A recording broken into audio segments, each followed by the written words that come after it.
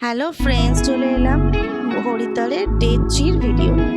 Day 3তে আমরা আর হরিদ্বারে ছিলাম না, আমরা চলে গিয়েছিলাম ঋষিকেশ, নীলকণ্ঠ মহাদেব, রামঝুলা, লক্ষ্মণ ঝুলা এইগুলো দেখতে। তো আমরা এই প্রথমেই চলে গেছিলাম নীলকণ্ঠ মহাদেবের মন্দিরে। ওখানে গিয়ে আমরা আমরা 250 টাকার ডালাটা নিয়েছিলাম। ওখানে বিভিন্ন রকম দামের ডালা পাওয়া যায়, 150 টাকা, 200 টাকা, 250 টাকা, যার যেটা ইচ্ছা সে সেটা নিতে পারে।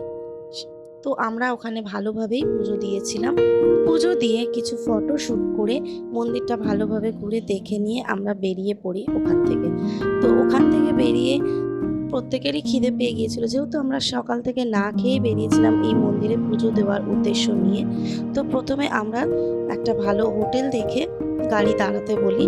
তো সেখানে গিয়ে আমরা সবাই মিলে লাঞ্চ করে নিই। লাঞ্চ বলতে কি, ভাত টাত কেউ কিছু খাইনি, আমরা নিয়েছিলাম রুটি, মিক্স ভেজ, আর হলো ডাল মাখনি আর চা। হোটেলের ভিউটা জাস্ট মারাত্মক ছিল। এখানে কিছু রিলসও বানিয়ে নিই, সেগুলোও শেয়ার করব তোমাদের সাথে। তারপর ওখান থেকে আমরা খাওয়া দাওয়া করে বেরিয়ে পড়ি ঋষিকেশ, রামঝুলা, লক্ষ্মণ ঝুলা দেখার উদ্দেশ্যে। তো ঋষিকেশ, রামঝুলা, লক্ষ্মণ ঝুলা মানে ওইখানের ভিউ তো মানে দুর্দান্ত ছিল, ভীষণ সুন্দর ভিউ ছিল। তো এই যে জলের কালারটা দেখো, মানে পুরো গ্রিন কালারের জল। এখানে সবাই ওই রিভার রাফটিংও করছিল। আমাদের যেহেতু হাতে সময় কম ছিল তাই সেসব করে উঠতে পারিনি।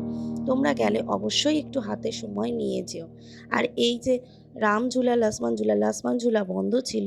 আর রামঝুলা মানে ঝুলা বলেছে যে সত্যি ব্রিজটা না নড়ছিল, কাঁপছিল, হাঁটলে ফিল করা যাচ্ছিল যে ব্রিজটা কেঁপে উঠছিল।